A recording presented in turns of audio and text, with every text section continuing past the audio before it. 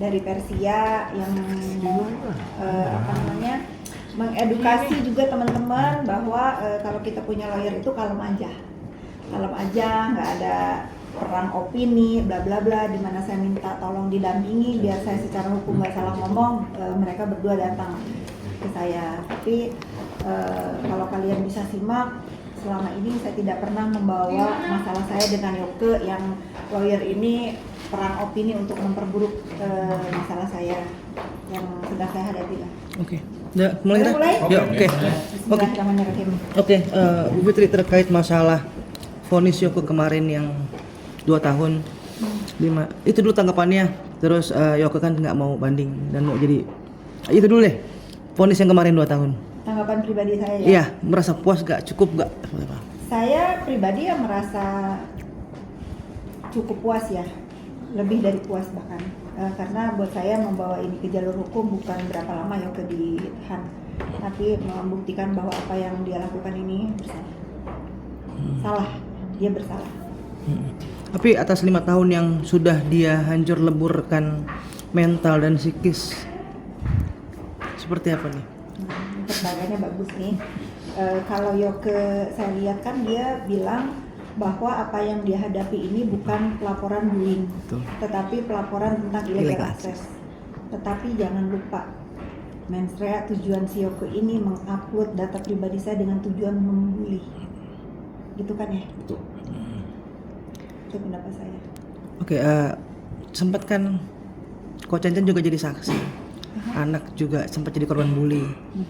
Mendengar 2 tahun ini merasa cukup juga gak sih mereka? Oh, nanti saya bacain WA anak saya. Ya tentu yang paling utama saya bilang sama anak-anak saya, ini yang saya lakukan buat anak-anak saya, buat suami saya, buat sahabat-sahabat saya, dan buat semua orang di sekeliling saya yang tersakiti oleh olah-olahnya si Yoke ini. Oke. Setelah kasus ini mencuat, psikologisnya terganggu seperti apa sih kalau boleh tahu? Adakah perubahan sikap atau apa? Ketika sehari-hari yang sepertinya biasanya mungkin wajar atau apa, ketika kasus mencuat tentu kan tidak bisa lepas ini sampai juga ke telinga. Terhadap diri saya atau terhadap kakak dan keluarga? Kalau ya ini ya teman-teman ya, tidak semua orang itu mentalnya sekuat saya. Kalau saya, kalian bisa saksikan ya, saya tetap Fitri Salhuteru, tetap beraktivitas seperti biasa, tetapi kan saya punya anak, saya punya suami, saya punya sahabat yang kena impactnya dari apa yang dilakukan si Yoke ini. Saya punya karyawan. Dan itu berpengaruh. Saya pribadi awal-awal ya, tapi karena kita tuh kalau terbiasa kan jadi 6 gitu ya. 5 tahun itu bukan waktu yang sebentar. Kalau dia sehari aja bikin 3 atau 4 postingan selama 5 tahun, berapa puluh ribu kali dia membuli saya. Nah kalau dilihat antara kepuasan dan tidak kepuasan, bukan kepuasan yang saya cari ya. Kalau ya saya dinasihati juga sama lawyer saya, ya sudah, yang penting kan dia divonis bersalah. Tapi artinya tidak sebanding ya, sebetulnya dalam tanda hati itu tidak sebanding dengan apa yang sudah dilakukan dengan perjalanan waktu yang sekian tahun. Ya kalau ngomong kita manusia kan nggak ada puasnya ya, tapi sudahlah. Untuk kasus ini juga bukan masalah lamanya Yoke di dalam tahanan.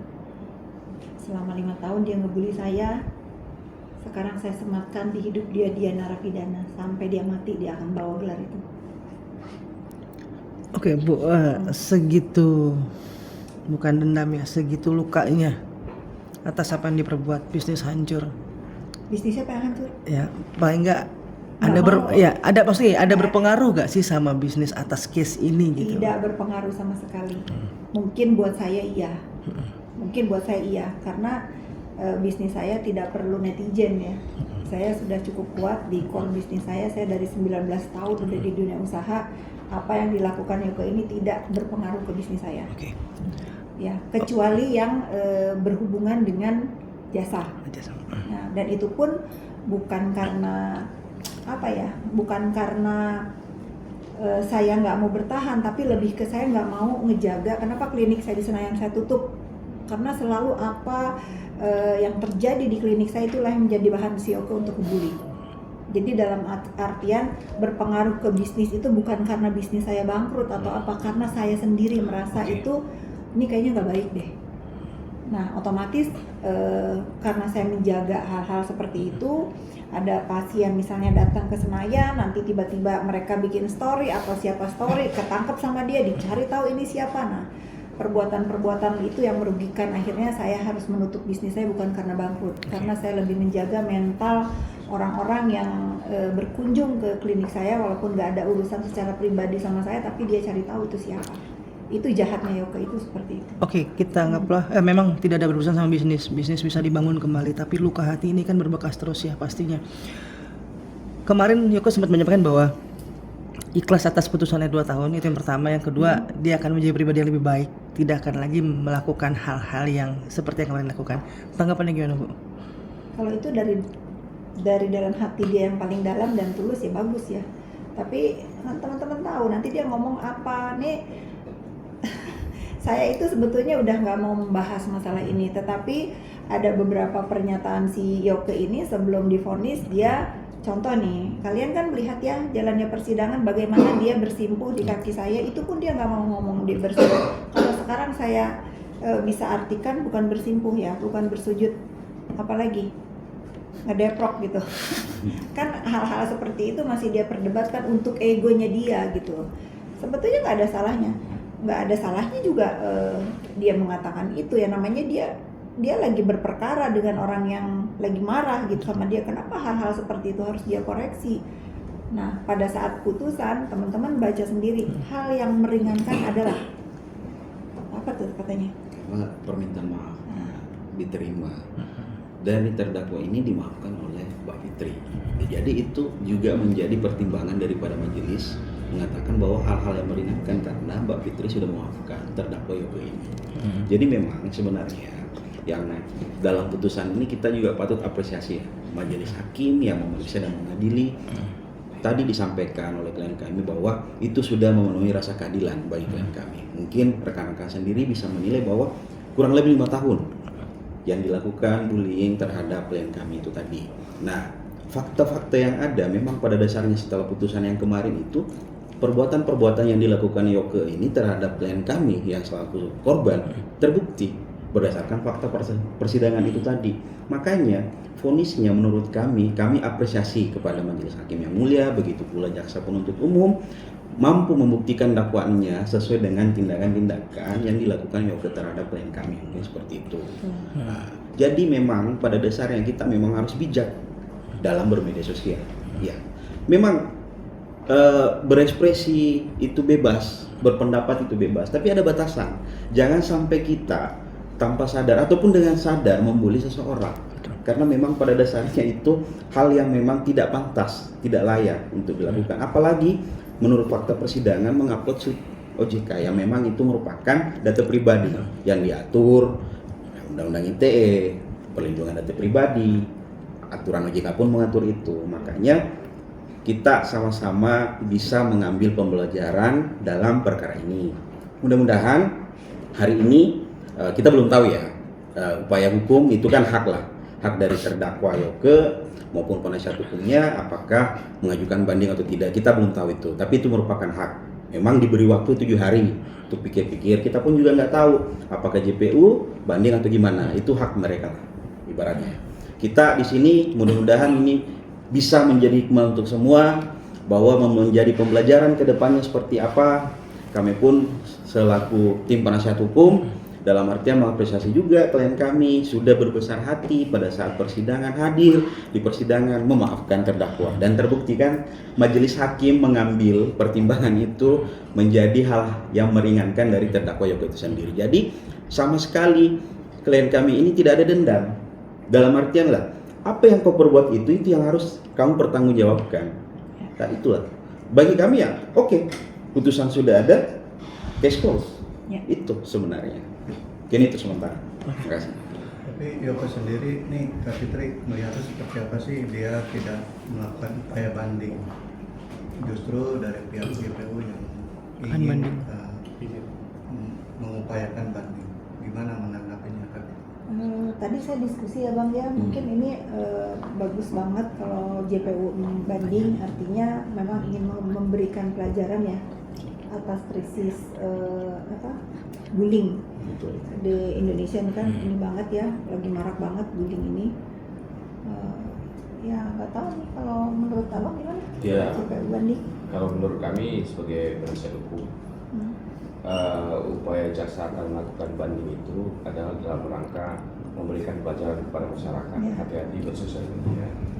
Memang konten yang di-upload oleh terdakwa itu kan durasinya nggak panjang, tapi itu kan dampaknya panjang. Selama 5 tahun dibully, disebarkan data pribadi, data perbankan yang seharusnya itu kan ranah pribadi hanya orang bank dan pemilik akun itu sendiri gitu kan. Jadi mungkin jaksa ini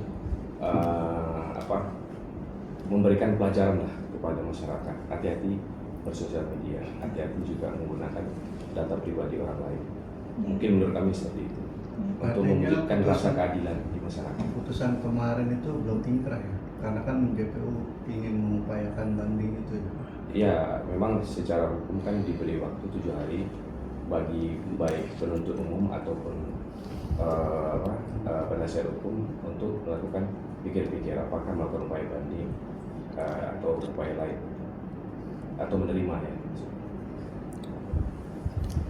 Tapi itu reaksi suami gimana dengan hasil putusan kan kemarin Ya, dari Boleh, Yoga tanya. sendiri kan sudah mendatangi, nyamperin ke suami yang meminta maaf. Dengar hasil putusan vonis kemarin seperti apa, mungkin sudah tahu kan?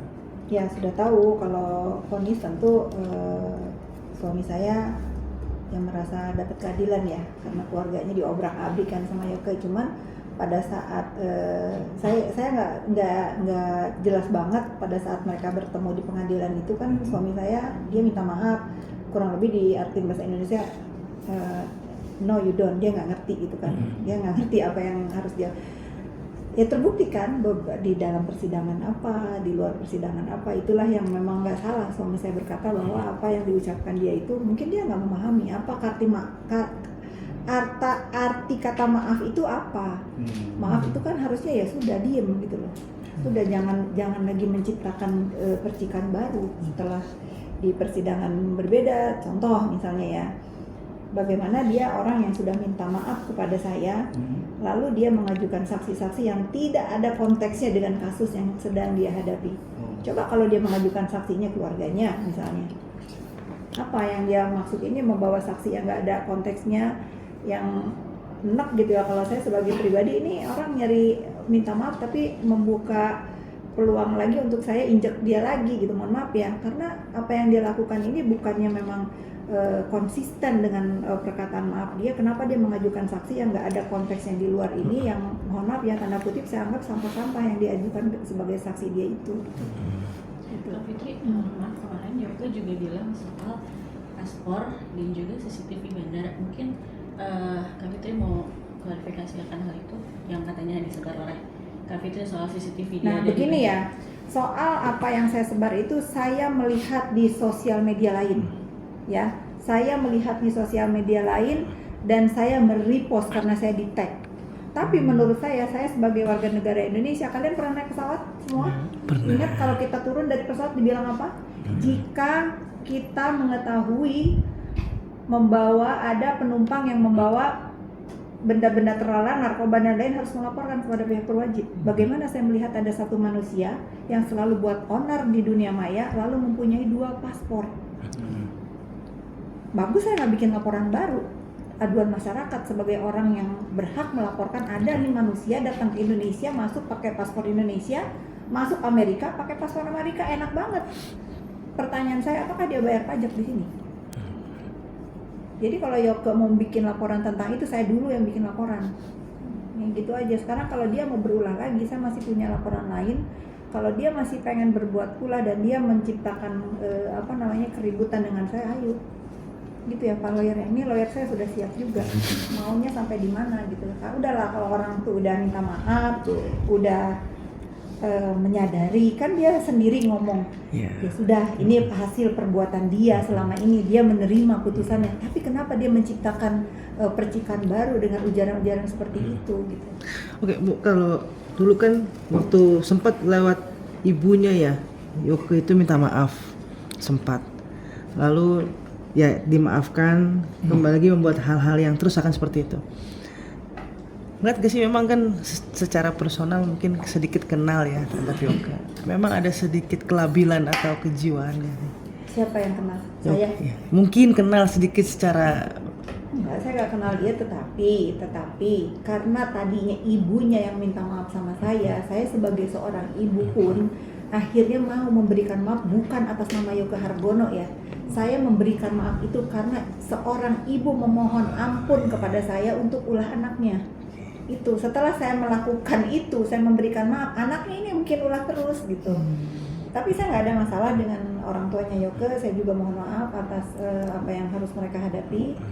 Tapi inilah hukum, ya kalau misalnya Yoke kasihan dan sayang sama orang tuanya, dia jangan mengulangi lagi.